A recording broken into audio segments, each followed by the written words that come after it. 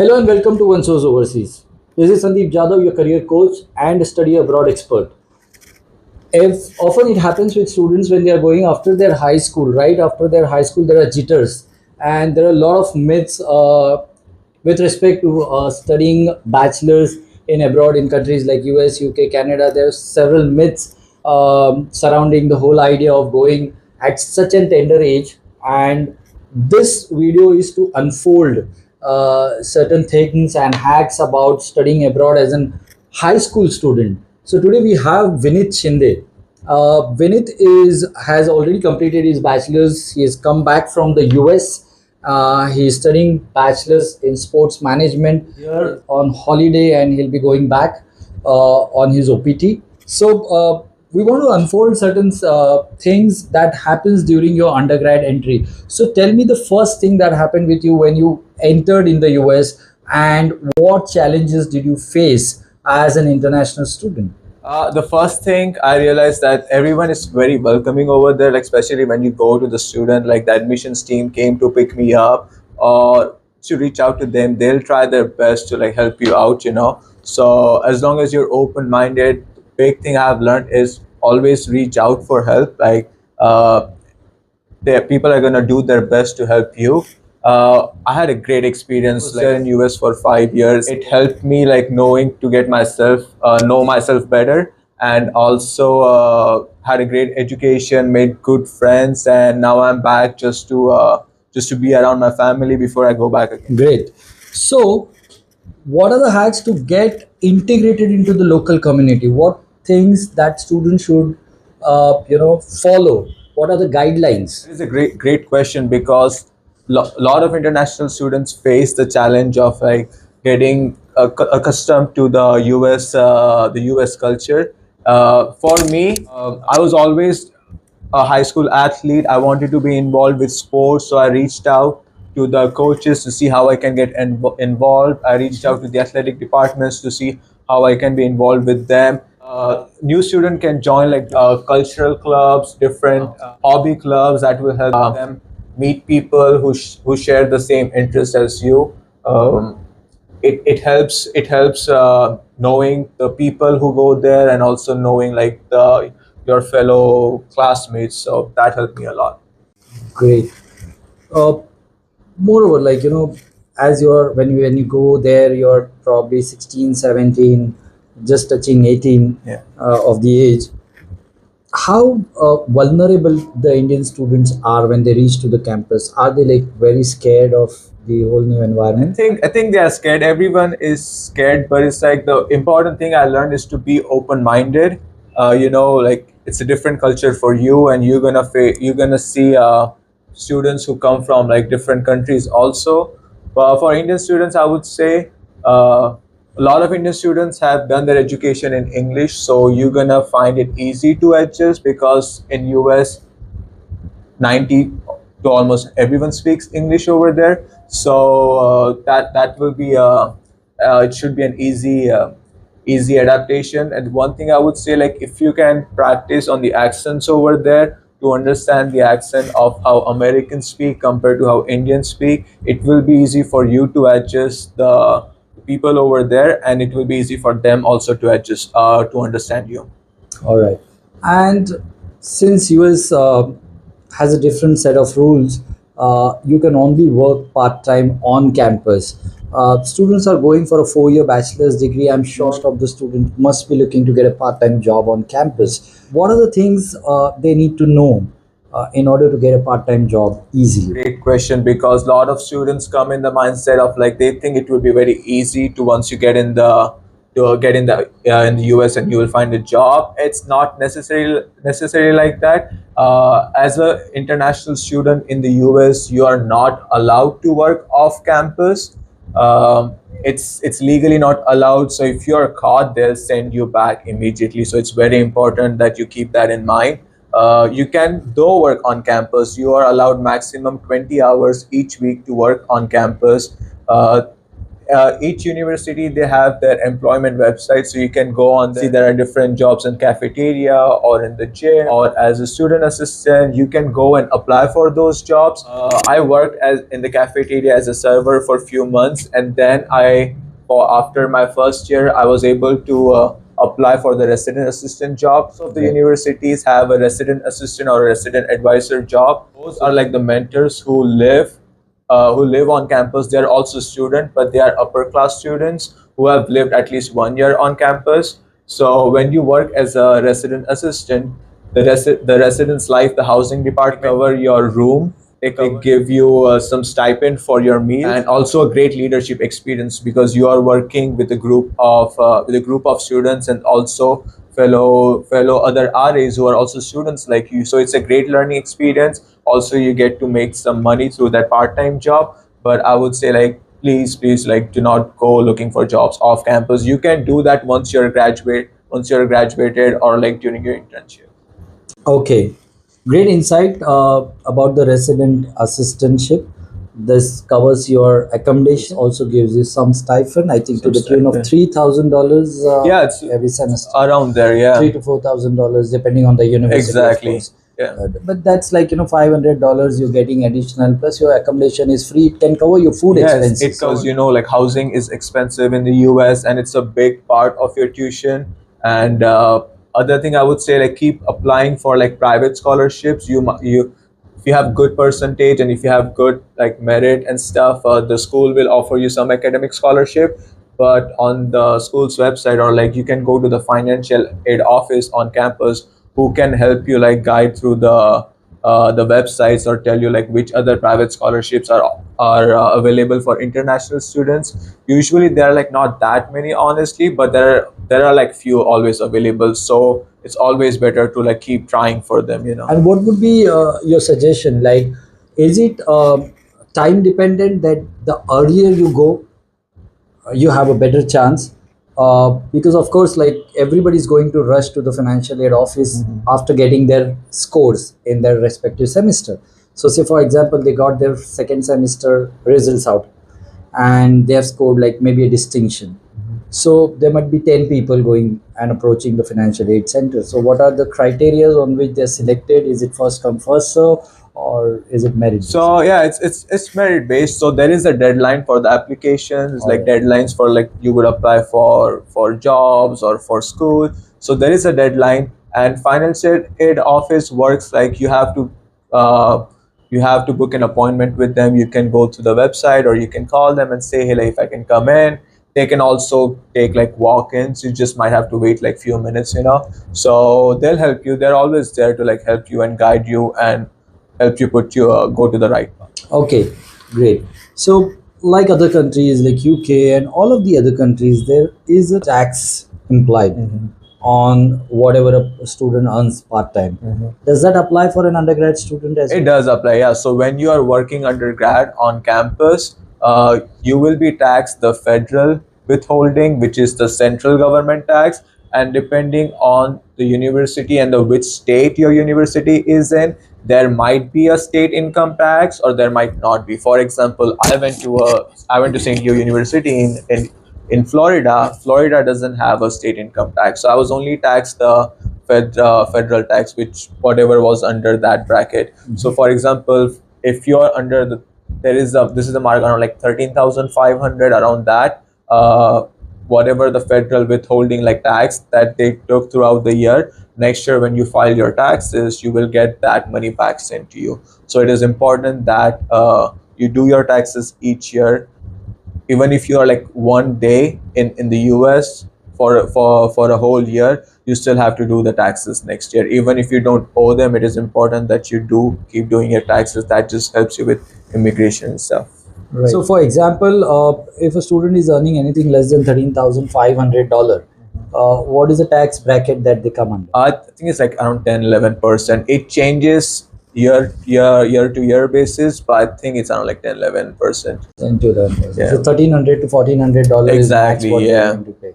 Okay, that's not much, I would suggest. That's not much. No, if you look at like for how much you would work and they would take that 10% off to like each check you will get, but then you will get that back again next year. So it's keep that in mind. It's like it depends how much percentage. It's that each state has a different percentage, and and you have to do your taxes the next year, and it takes like 3 to 4 months to get it. You will get a physical check sent by the IRS to you. Great. So, looking at the whole conversation, it can also be said that there are a lot of students who are not financially affluent. But if you're going and if you think that you need to cover some part of your living expense, research or assistantship or resident assistantship Assistance. or teaching assistantship, these are the Exactly. three assistantships that are Yeah. available. But I believe that someone who is an undergrad student may not be really qualified for a research assistantship immediately or teaching assistantship. Correct me if I'm wrong. That's correct, because you are 18, 17 to 18 years around when Correct. when you go in school at that time. Not everyone has worked before. You might have like some part-time experience here and there, but as you go from like your first year to the second year, you get more important skills in you through volunteering. Is a big thing. You can volunteer at different places, different events that will help you gain some valuable experience, which can help you later on to get a part-time job on campus. And then through the part-time job, you're going to build connections and network. Your skills are going to develop through that. And when you're in your final year to your like third year, you can start looking for internships, like be in touch with your faculty, your guest speakers, because they're going to be a big connection for you, big resource for you that will help you landing a full-time job once you graduate. Absolutely, absolutely. So, Vinit, if we break this down, would it be fair to say that in the first year, when the student reaches on campus, they need to look for odd jobs in the cafeteria or in the gym or the university premises wherever the jobs are available. And while doing that, because volunteering can be paid or unpaid, they can do the volunteering alongside, so that after building up their credibility in that 2 semesters, in the third semester they can apply for resident assistantship, and then cover their accommodation complete cost plus get the stipend. And by the time, like they go into their third year or fourth year, because they have stayed there and lived there for 2 years and they know the professors, so they can also qualify for a research or teaching assistantship. So depending on the university, the research and teaching assistantship are reserved for grad students. Undergrad doesn't directly qualify for it. Exactly. So if there is like a rare program which goes between a undergrad to grad straight up, so you might get something during like an internship in between your undergrad and grad school. But most of the like research assistantship It's for are for graduate grad students. students. Yeah. Correct. And is it a possibility to do or work as an intern, taking a break from your course and doing a 6 month internship between your undergrad So degree? you can do that. You depending on your course, you have to finish certain amount of credits. So you can qualify for like an internship. It depends on your major. So you can do an internship off campus, on campus, which can be paid or unpaid. But when it's paid off campus, it would be considered under like the CPT, which is the curriculum practical training. So that's just like paperwork you have to file with the school saying that this is for your education purposes, that you will be gaining some class credits and some valuable experience for your education. And they would also pay you like whatever the money that they are offering you. Um, so when you're like looking for jobs on campus, it would say like student workers on most of the jobs. So because they know, and that's the rule the government and the school has made, it's like students are not allowed to work more than 20 hours when the school is in session. So you can only do like one part-time job at that time. And how about the vacations? So the vacations you can do 25 hours, but it depends university to university if they are offering summer like vacation jobs or like summer jobs or no. All right. So, any hack that you want to give to students who are going for an undergraduate degree and the way they should perceive their full-time job, what all things they need to follow? I would say the big help for me was being a resident assistant for sure. I would say once you get on, if you are living on campus as an undergrad, most universities they have one or two residents on each floor. If you don't know who your resident assistant is, reach out to a friend or reach out to someone who lives next door and ask them who's the resident assistant, and they'll have like a door tag saying resident assistant Sandeep or Vineet, whatever it is. So you can go and reach out to them and ask them how they got their job. Like you can follow their footsteps. Most schools ask you to be like, you need to live on campus at least 1 year before you qualify to be a resident assistant. So for me, there was a group phase interview, that where you do a bunch of activities together as a group, and then you have an individual interview. So that was a big thing for me, because after 1 year living on campus, I became a resident assistant, which helped cover my room, and then it made my room and board cheaper, because the room was covered by the housing department, and the stipend they gave me helped cover my meal plan. So that was a big thing, and big help financially for all the students. Okay. Coming down to, how's Florida as a place to live? Florida is amazing, especially coming from Mumbai and India. Most of the India's climate is like hot and humid. Florida, it's like similar. It's hot during the summertime, and it rains like how it rains in India, but it stops pretty quick. But when it rains, it pours. There is a lot of like hurricane season, but when it's a hurricane season, the school will shut down, everything around like in the city will shut down, and you get like lot of warnings that hey, there's a hurricane coming, if you need to evacuate or anything. The beaches are like so beautiful. It's sunny out there most of the time. The cold is not that cold, so it was super easy to adjust. I love Florida. It's an amazing place. Okay, that was about the weather. What about the safety? Safety? I mean, it's like any other state. Like it's pretty good. The big thing is like the traffic.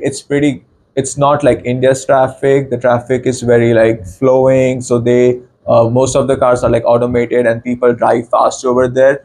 And you need to cross. You can't just cross like on any expressway or road. You need to cross on the designated crossing. You have to press a button that says like, it gives a warning to the vehicles that like, hey, there's a pedestrian crossing. So you just have to be careful with it. If you are caught, like the cops are around there most of the time, they'll ticket you for overspeeding, or they'll even like ticket you for like just jaywalking, which is like you are not crossing where you're supposed to cross.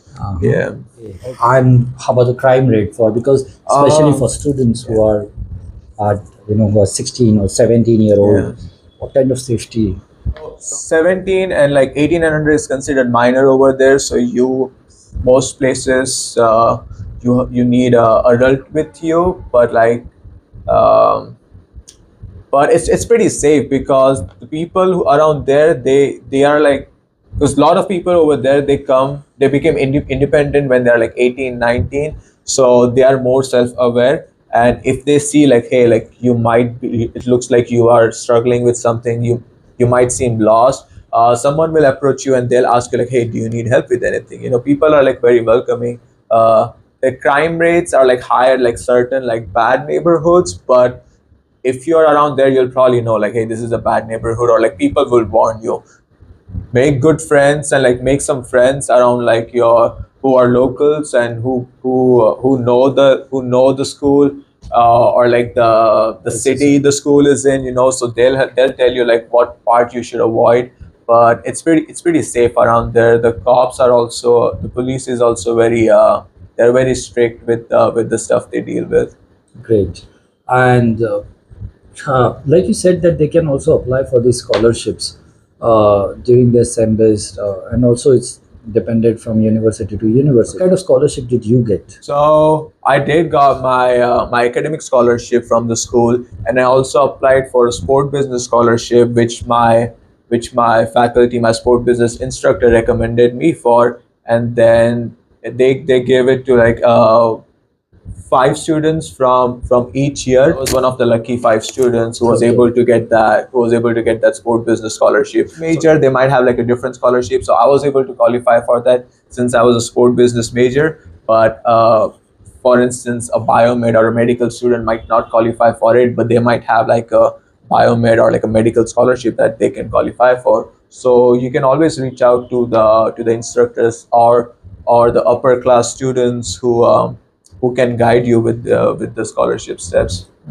Being in US for last 4 years, what are the courses that you think would be placement oriented, would be job oriented? What are the majors that you think are highly in demand? The STEM measures are always in demand. Especially now, the artificial intelligence coming, like everyone's like is integrating their business with artificial intelligence. So robotics, AI, it's like the upcoming big majors that you could go study in, which will have like good scope, I think, going forward. But I personally think there is scope for everything as long as you get your foot in the door and you work hard. The companies will try to keep you. The companies will always try to keep the best employees. So as long as you work hard, you have a good work ethic, there is going to be demand for more for certain majors. It just works. That's You just have to be careful with how the market and economy works at that time. And one quick question: do you think it's a good idea to pursue bachelor's in US, or should it be a postgrad? I think going for bachelor's is pretty amazing because you have 4 years of bachelor's and you get the traditional learning experience of going in the school in the US. There is a lot of like other than school, there is like fun activities like going to the football, basketball games like American football or the ice hockey, which is very big in the US, or just going out with friends for like few drinks. It's a good place to like socializing and getting out of your comfort zone, which is a big thing, because you get to learn so much more about yourself, which you can also use like in your personal and professional life. So going for bachelor's, I went when I was 18, and it just helped me get ahead of the game compared to someone who did maybe a bachelor's in India, because the education is different. It helps a lot for you in the future. Great. So that brings us to the end of this insightful discussion. And ladies and gentlemen, this the efforts that we're taking is only to burst out certain myths, and we really want even students should consider their undergraduate degree because they are still in the foundational phase, and there are a lot of things that they can build up at this age, which if they go later, they might have to unlearn a lot of things and then again relearn things. And also the time span that you get to do this is very short. So Vinit, do you recommend Indian students, high school students especially, to go abroad and pursue their higher education? I definitely recommend like going for your bachelor's in the US, because that will just help you develop your skills at an early age and get you in the right mindset. That will help your career and put you like two steps ahead of others. There are like a lot of perks of being an international student because you are exposed to other international students also. That just gets you a global understanding of how the world's working, which is always going to help you in this in the time we are living right now. Great. Then, ladies and gentlemen, if you like this video, do like and subscribe our channel. We'll keep bringing you such insights from different countries. Thank you for watching this, and do reach out to us in case you have any queries. Thank you very much.